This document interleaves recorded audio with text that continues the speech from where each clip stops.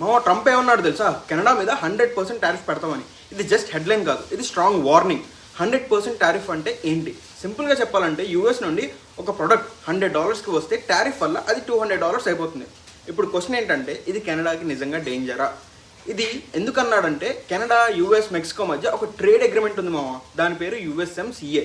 యుఎస్ఎంసిఏలో ఒక important rule ఏంటంటే, Canada వేరే కంట్రీ లైక్ చైనాతో ఫ్రీ ట్రేడ్ డీల్ చేయాలంటే ఫస్ట్ యూఎస్కి ఇన్ఫార్మ్ చేయాలి, సీక్రెట్గా డీప్ ట్రేడ్ చేయకూడదు. సో కెనడా చెప్పింది ఏంటంటే, అరే బాబు మేము ఈ యుఎస్ఎంసిఏ రూల్ ఫాలో అవుతున్నాము, చైనాతో సీక్రెట్ డీల్ లేదు మాకు అని క్లియర్గా చెప్పారు.